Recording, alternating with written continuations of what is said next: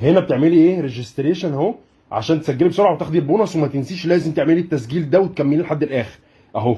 بص كده هنا بتختاري تشيكن رود، انا عملت خلاص هبدا بوراه هنا، عملت ايداع من فودافون كاش. بالسهوله دي؟ والله بالسهوله. بص هتضغطي هنا للامام، بص ضربت معايا في 1 في 2 في 3 في 4 في 9. كفايه كده بقى، اسحب بقى. لا هكمل، ادي كام 17 في 34 ها في 164 400. هعمل سحب اموال 80,000 يا لهوي 80,000.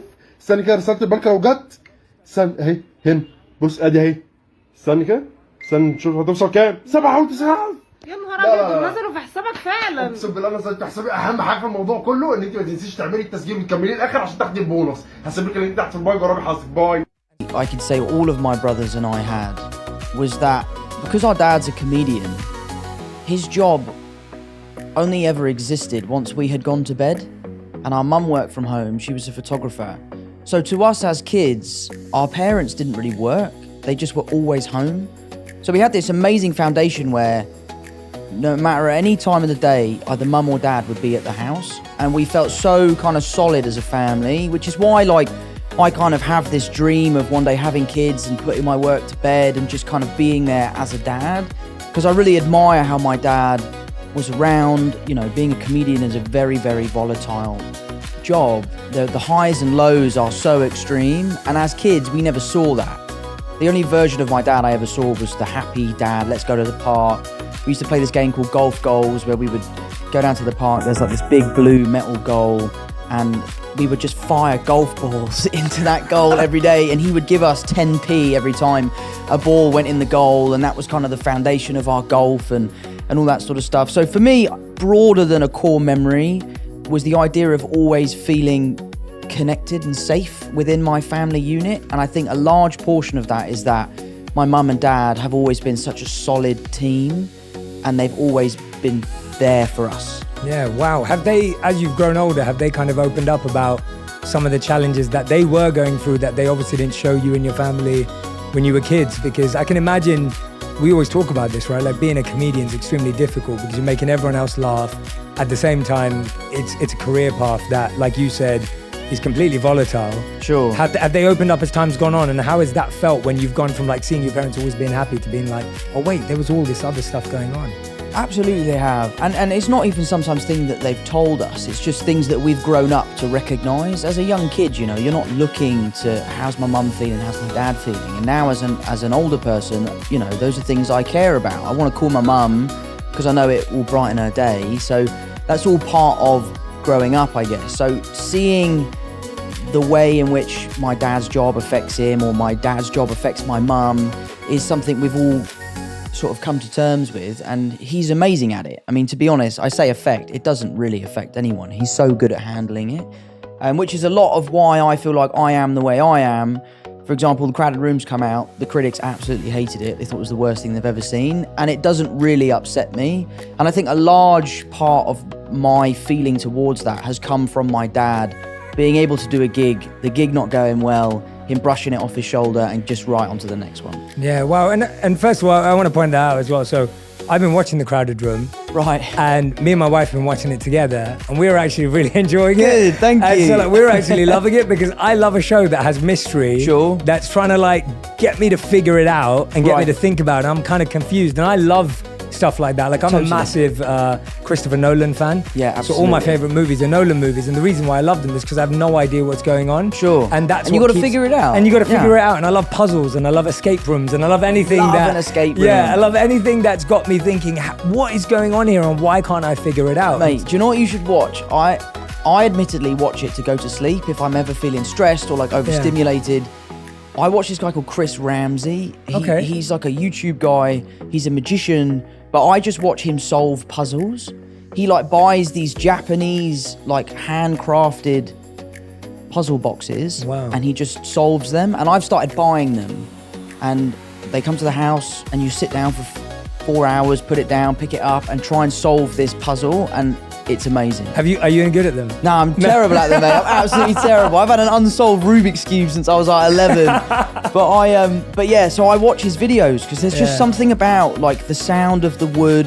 I'm a carpenter, so I love like craftsmanship and that sort of stuff. So I love the way that these pieces are put together. So watching him solve the puzzles, I find so relaxing. Yeah, I think for so many of us, you know, getting bad reviews, perceptions, people talking about us, whatever that may be, whatever scale we live at, can actually affect us. Sure. And you saying that actually seeing your dad, seeing him shrug it off and seeing him move on actually really helped him. Do you think that you've been able to create a bit more of a skill around that now, or is it something that happens naturally for you? Because I'm guessing that there's a lot of people who are listening and watching going, Tom, that's pretty amazing that you can do that at your scale and your level, but you know, I'm still affected by that, or I really struggle when my mate says something. Like, I know Sure. the number one thing I hear is like, most people don't chase their dreams because they're scared of what their mates will say, let alone what the world will say. What the world will say. Yeah, like I had this I was flying back last night, as I was telling you. So I was on a plane from DC to London last night, and the air hostess, she was wonderful. Her name was Jeanette. She said to me, she was like, Jay, I really want to start a YouTube channel, but you know, you just got to block out what your friends are going to say, right? And she was just worried about it. So that it's a very real thing. So I guess, have you kind of figured out a little formula for it, or is it just natural because you saw your dad and it's become easier that way? I think it's a little bit of both, really. You know, I think it's something you definitely get better at. I'm really lucky that I have an incredibly strong group of friends. Like, one of my best mates just called me up earlier to say he'd seen the 5th episode, and it's like, I know what happens in the show and I'm still loving it. The people I'm watching it with have no idea what's going on, but they can't wait for the next one. Yeah. So, you know, I really, really hold high the opinions of people that I really care about. I'm also really lucky to have an amazing group of fans who are so supportive. They are diehard, they are there day one, and that makes me feel really good. But I do think a lot of my lessons in life have come from my dad, and the ways that he can deal with things that he hasn't done very well in the past, that he's passed on to me.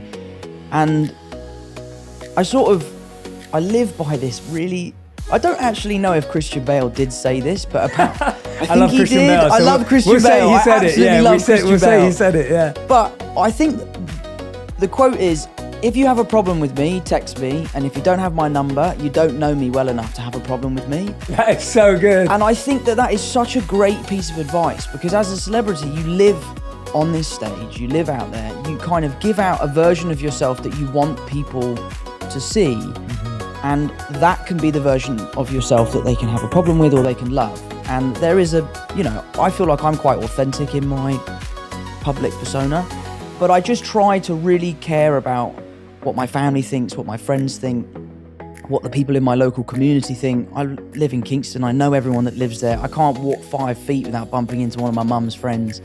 So yeah, so it's something I've been working on. I try my best to not let that stuff affect me. It does. Yeah, of course. I'm not cold-hearted or anything like that. It does affect me, but I just try to move on and focus on the positives. Yeah, absolutely, absolutely. What was did you ever see your dad deal with everything and you thought, wow, that was incredible? Like, was there anything specific that you remember that, like, seeing him like tackle something and you thought, wow, that really impressed me, even if it was something really small in hindsight? I think the thing I admire most about my dad is his resilience. You know, he's someone who has had an incredibly successful career in his earlier life, and then later in life his career sort of plateaued and he struggled, and he's never stopped. He's never given up. He's still gigging to this day. He's still writing books. He has a Patreon. He has a podcast. He's constantly grafting to get to where he wants to be. And I think being a young kid and seeing your dad continually working as hard as he can to kind of put his best foot forward, for me, has been a huge drive for my work ethic. I'll give it 100% or I'll give it nothing. And I think a lot of that has come from my dad and seeing him deal with that. The funny thing about my dad is, you talk about doing a bad gig. I must have seen him 20 times. I've never seen him do a bad gig. He always seems to absolutely rip it.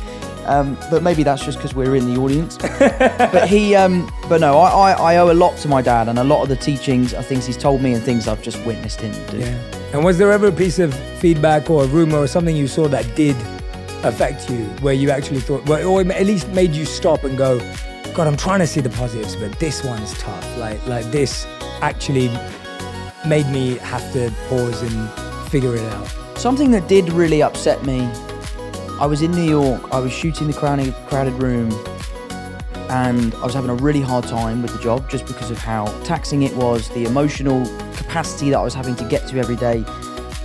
And I decided to delete my Instagram because I just felt like I was so addicted to